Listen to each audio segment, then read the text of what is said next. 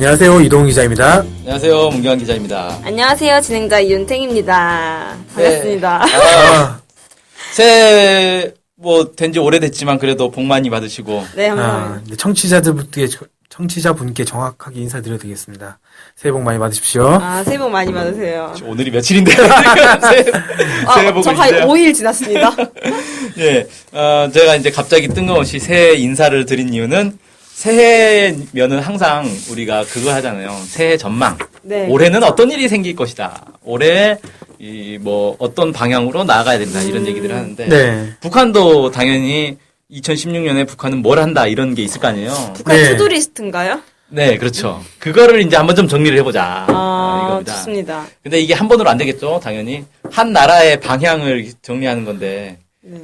이걸 한 번에는 안 되고. 그래서 여러 번에 걸쳐서 정리를. 네, 분야별로 나눠서 하나씩 깊이 있게 자세하게 짚어보도록 하겠습니다. 방금 말 들으시면 상당히 불안하시죠? 첫 번째 분야는 어떤 분야죠? 네, 첫 번째 분야는 정치이고요. 정치, 경제, 남북관계, 국방외교, 기타 이렇게 5번에 걸쳐서 좀 준비를 했습니다. 네, 기대되네요. 네, 첫 번째 이제 정치 분야인데 정치라면 이제 우리가 지난번에 연말 특집으로 해가지고 한번 정치 정리를 했었는데 북한에서는 정치라는 게 무슨 선거 때 여당이 집권하냐 야당이 집권하냐 이런 게 중요한 게 아니고 당과 인민들이 얼마나 잘 이렇게 단결했느냐. 네. 그러니까 당의 지도를 인민들이 얼마나 지지하는가 이게 이제 정치의 핵심이거든요.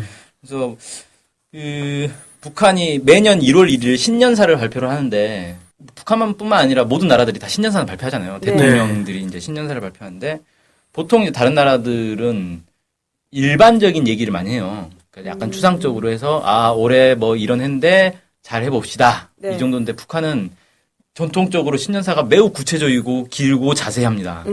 그래서 북한의 신년사를 분석하는 게 북한의 1년 노선을 분석하는 데서 매우 중요한 머리가 되거든요. 그래서 북한의 신년사를 기준으로 해서 올해 북한의 정치 분야에서 어떤 계획들이 있는지를 좀 살펴보려고 하고 신년사에는 올해 계획뿐만 아니라 전년도의 평가도 좀 나와요. 그래서 전년도 평가를 좀 해보자면 신년사에서 밝힌 전년도 평가는 기본은 이거예요. 사회주의 조선의 존엄과 위용을 높이 떨친 승리와 영광의 해. 이게 이제 기본 평가입니다. 그러니까 당연히 아주 좋았다. 이렇게 평가를 하겠죠. 네. 국가적으로 평가를 하는데 지난해는 영 아니었습니다. 이런 식으로는 절대 평가 안 하겠죠. 그래서 아주 이제 잘했다. 이런 건데 특히 이제 핵심적으로 평가했던 건 지난해 10월 10일 날 있었던 당창건 70주년. 이 경축 행사 이거를 가장 핵심으로 꼽았어요.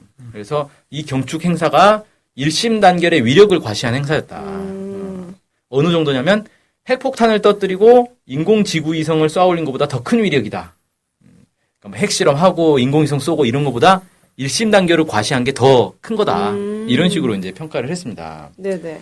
그 다음에 좀 특기할 만한 건 청년 세대에 대한 얘기들을 좀 많이 했어요. 그래서 지난해 북한이 이제 청년들이 아주 잘해가지고 청년 강국이 됐다. 이런 이제 표현들을 많이 했습니다. 구체적으로는 성군시대 청년 돌격 정신과 청년 문화를 창조하고 훌륭한 미풍들을 발휘하고 이런 걸 통해가지고 청년 세대가 매우 강화됐다. 이런 얘기들을 많이 했습니다. 청년들이 파이팅 넘쳤나 보네요. 그런가 보죠. 네. 그래서 지난번에 한번 방송 때 얘기 나왔지만은 백두산 영웅 청년 발전소였나요? 네, 영웅 청년 발전소. 이게 잠깐 헷갈리더라고요, 자꾸. 영웅 청년 발전소를 만들면서 청년들 내세웠던 이런 것들이 아마 평가에 들어간 것 같습니다. 네, 그렇죠. 자, 그럼 이제 지난해 평가는 이 정도로 하고. 그래서 올해는 핵심이 뭐냐? 올해 핵심은 7차 당대회가 열린다는 겁니다. 어떤 의미가 있나요? 7차 당대회가? 예, 그게 이제 조선노동당 7차 대회거든요, 정식 명칭은. 그러니까 노동당이 만들어지고 당대회를 7번째로 하는 거예요. 근데 생각보다 많이 안 했네요. 그죠? 노동당이 만들어진 게 1945년에 바로 만들어졌는데. 네. 그러고 이제 벌써 몇 년이 지났습니까? 작년이 70주년 행사를 했으니까 71년이 되는 해인데 이제야 7번째. 그러니까 따지면 10년에 한 번꼴로. 그럼 진짜 큰 해겠네요. 네, 그렇죠. 10년에 한 번꼴로 하는 행사를 올해 한다 이거예요. 그래서 올해 구호도 이렇게 잡았어요. 조선노동당 7차 대회가 열리는 올해의 강성국가 건설의 최전성기를 열어나가자. 그래서 국가의 목표에 아예 당 7차 대회를 박아놨습니다. 이 당대회라는 게 뭐냐면 당에서 가장 큰 행사예요. 네. 당의 가장 이 최고 이 결정기구. 이렇게 이제 우리로 치면 이제 무슨 단체 총회 같은. 전학대회 대학교. 뭐 예, 이런 대학생 건가요? 같으면 전학대회 같은. 학생총회가 더 높지 않나요? 학생총회. 예, 그런 거예요. 그럼 당대회에는 어떤 사람들이 가느냐? 다 가나요? 아니요, 당원들이 다 모이려면 이제 몇백만 명이 되기 때문에 다 모일 수는 없고, 이 사람들이 당대회에 나갈 대표자들을 선출을 또 합니다. 와, 일이겠네요, 다. 그렇죠. 예, 그래가지고 이 사람들이 가는 거예요. 그래서 보통은 이제 몇천 명 규모로 이렇게 뽑는다고 하더라고요. 네. 여기서는 이제 당의 핵심적인 내용들을 이제 다 결정하는 거죠. 당의 이제 중책들을 임명하는 거랑 당의 강령 규약을 뭐 바꾼다거나 아니면 당의 기본 노선을 바꾼다거나 뭐 이런 것들을 하는 데가 당 대회인데 이걸 10년에 한 번씩 하면 그럼 10년 동안에는 당의 무슨 주요 인사들을 교체도 못하고 정책도 바꿀 수 없고 이러면 안 되잖아요. 네. 그래서 기본은 어떻게 되냐면 당대회를 하지 않은 경우에는 당 중앙위원회가 이걸 할 수가 있고 당 중앙위원회는 당대회 대신에 당 대표자회라는 걸 또 소집할 수 있게 그래서 약간 좀 규모가 작은 네네. 당 대표자회를 할 수 있게 돼 있어요. 그래서 사실은 당대회를 하지 않아도 당이 운영하는 데는 별 차질은 없는 거예요. 하지만 우리가 예를 들어서 그 대학생들이 학생총회를 안 한다고 해서 학생회가 안 굴러가는 건 아니잖아요. 그쵸. 그래도 뭔가 중요한 사안이 있으면 학생총회를 한번 때려줘야 네. 일이 되죠. 네, 그렇죠. 예. 그래서 그런 이제 차원으로 당대회를 하는 거다. 또 함께 결정한다는 거에 더 큰 의미가 있는 것 같아요. 그렇죠. 그만큼 올해를 좀 강조하고 있다라고 봐도 되나요? 그렇죠. 예, 올해가 매우 중요한 해고 이게 그럼 7차 대회가 한 10년에 한 번꼴로 있었으니까 6차 대회는 한 2000년대에 있었을까라고 생각할 수 있는데 그게 아니고요. 네. 6차 대회는 1980년에 있었습니다. 36년 전에. 예, 네. 36년 만에 열리는 거예요. 제가 태어난 해 당대회가 6차가 열렸는데 이렇게 나이를 커밍아웃 자연스럽게. 뭐 아시는 분들 아실 거예요. 그래서 이 36년 만에 7차 대회를 하니까 이 어마어마하게 오래된 거고. 무슨 어떤 걸 논의하려고 이게 36년 만에. 그죠. 이게 도대체 제가 알 수가 없는 거죠. 자, 그래서 도대체 왜 올해 7차 당대회를 하느냐. 이게 이제 핵심일 것 같습니다. 네. 제가 이제 한 세 가지를 꼽아봤어요. 왜 하는지.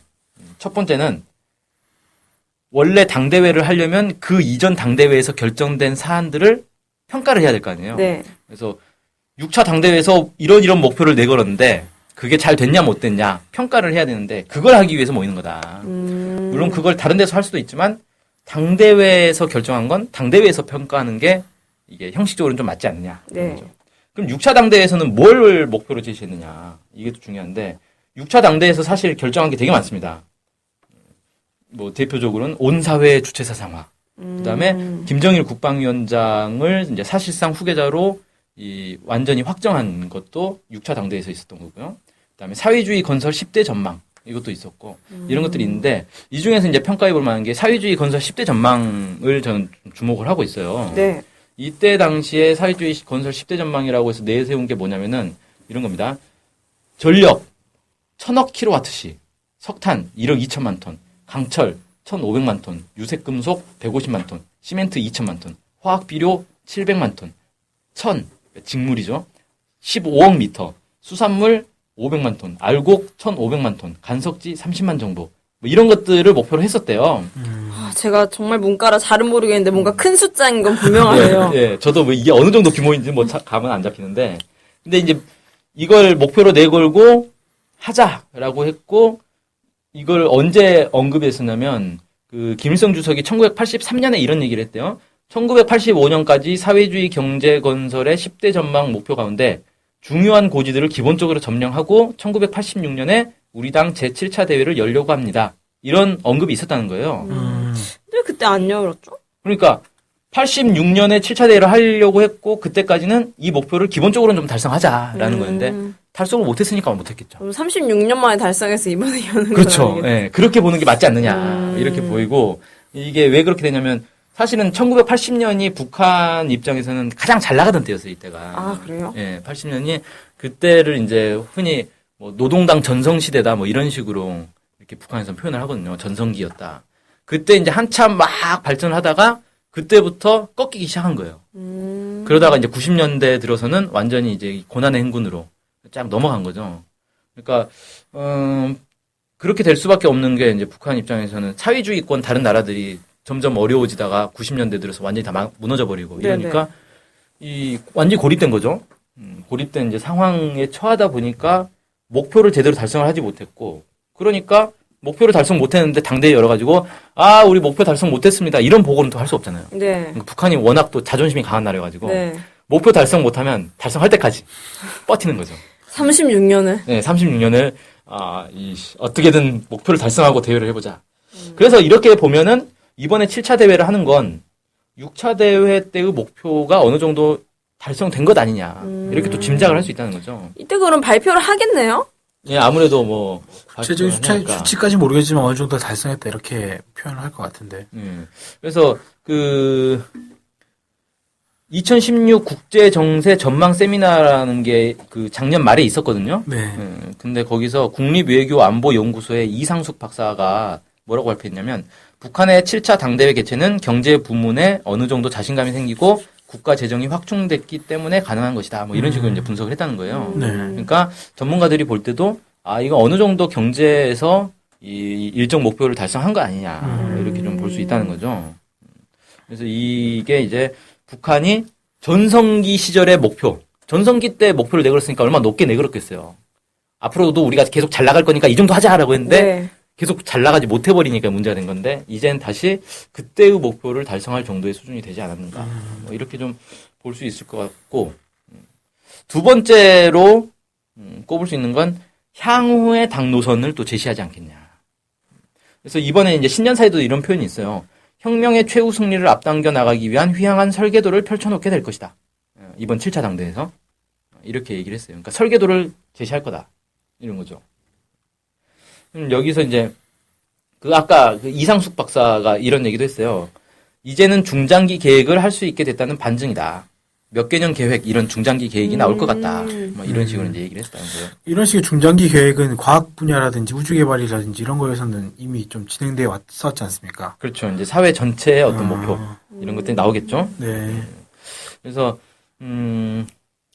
휘황한이라는 표현 남쪽에서 잘 안 쓰죠. 휘황찬란한이라는 표현 잘 쓰는데 네. 휘황찬란한 설계도가 이제 나오지 않겠냐. 그 설계도가 이제 뭐가 될지 이런 것들이 좀 관심 모을 것 같고 또 하나는 통일과 관련된 전망도 나올 수 있다.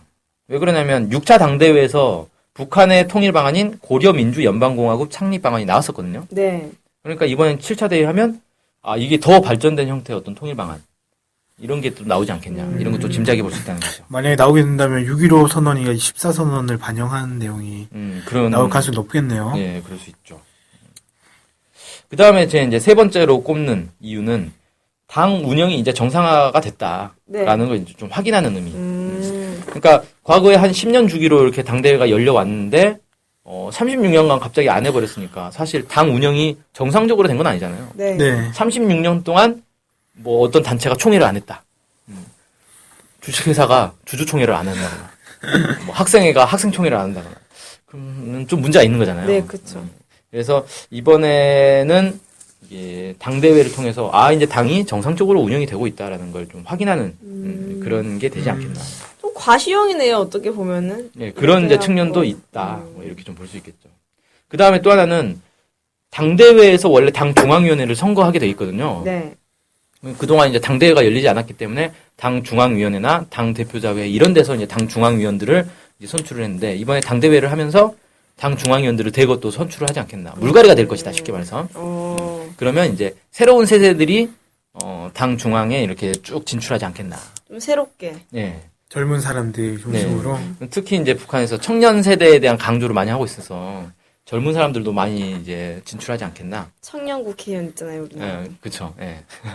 그런 식으로 하지 않겠나. 그럼 이것도 그 후보는 한 명이고 찬반 투표만 진행하는 건가요? 당 중앙위원회는 그렇죠. 후보들이 쭉 있고 찬반 투표를 통해서 중앙위원으로 이렇게 선출이 되는 거죠. 예, 뭐 이게 이제 가장 핵심이고 그 밖에도 정치 분야에서 북한이 올해 이제 신년사에서 강조한 게 몇 가지가 있는데 이 사상 교양, 일심 단결 이런 것들을 많이 강조를 했어요. 사상 교양에서는 5대 교양이라는 걸 강조를 했는데 5대 교양이 뭐냐면은 위대성 교양, 김정일 애국주의 교양, 신념 교양, 반제 계급 교양, 도덕 교양 이런 이제 교양들을 해야 된다라고 이제 과제를 제출한 거고 네. 이걸 통해서 백두의 혁명 정신, 백두의 칼바람 정신으로 무장하자 뭐 이렇게 얘기를 했습니다. 백두의 칼바람 정신 하면 좀 느낌이 오나요? 뭔가 되게 매서워요. 네, 백두산에 한겨울에 올라갔다는 느낌이 칼바람. 확 들죠. 네. 네, 정신이 확 들고 술도 확 깨고 이렇게 될 것 같은데 백두의 혁명 정신이라는 거 북에서는 이렇게 이제 정의를 했더라고요. 부닥치는 애로와 난관을 맞받아 뚫고 나가는 완강한 공격 정신. 100번 쓰러지면 100번 다시 일어나 끝까지 싸우는 견결한 투쟁 정신. 뭐 이렇게 이제 정의를 했다고 합니다. 그래서 이런 정신으로 전체 인민들이 무장을 해야 된다. 이렇게 얘기를 한 거죠. 네. 그 다음에 또 이제 일심단결과 관련된 과제도 좀 제시를 했는데 당과 국가기관이 인민 중시, 인민 존중, 인민 사랑의 정치를 구현해야 된다. 뭐 이렇게 네. 얘기를 하면서 간부들 속에서 이 일심단결을 좀먹고 파괴하는 세도, 관료주의, 부정부패 행위를 반대하는 투쟁을 강화할 것이다. 강화해야 된다. 뭐 이렇게 이제 얘기를 했습니다. 그래서 아무래도 이 간부들에 대한 사정 정국이 펼쳐지지 않겠나. 부정부패 행위에 대해서 철저한 감사가 이루어지지 않겠나. 뭐 이렇게 좀 생각이 되네요. 백두의 칼바람인가요?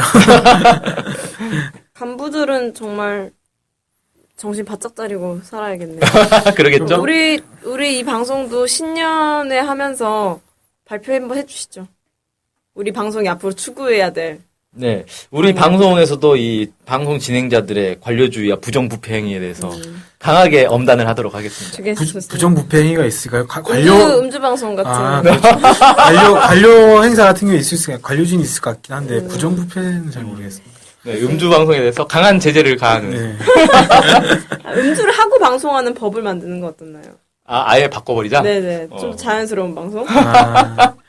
그것도 뭐, 네. 고려해 보겠습니다. 어쨌든 부정부패 행위에 대해서 강력하게 좀 감독하게 되면 또 이제 그런 류의 보도들이 나오지 않을까 하는 생각도 들거든요. 숙청 바람이 부네 뭐네 이런. 피바람. 예. 공포정치. 예. 그런 류의 그런 류의 보도가 나올 것 같은데 이 방송을 듣는 분들만이라도 이게 그런 의미가 아니다. 만약에 숙청이 많이 당했다 뭐 이런 기사가 나오면 북한에서 이 관료라든지 부정부패에 대해서 강력하게 처벌하고 있구나.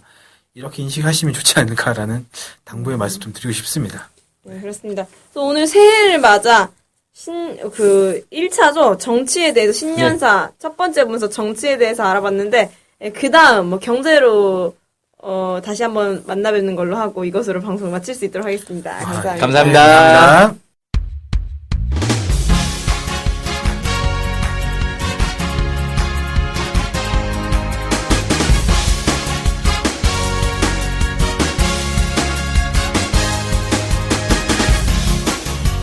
팟캐스트 많이 들으시나요? 그럼요. 구독하는 방송만 10개 정도 됩니다. 와. 근데 그 중에 북한 소식을 전문적으로 하는 방송이 몇 개나 되나요? 찾아보니 딱 하나밖에 없었습니다. 바로 NK투데이 공식 팟캐스트 스케치북이죠. 어쨌든 통일을 좀 하려면 그 상대방이 북한을 정확히 알아야 되잖아요. 근데 그런 팟캐스트가 하나밖에 없다니 정말 안타깝네요. 그래서 스케치북을 꼭 들어야 하는 겁니다. 네. 통일을 꿈꾸는 국내 유일 북한 소식 전문 팟캐스트 스케치북 많은 청취 부탁드리겠습니다.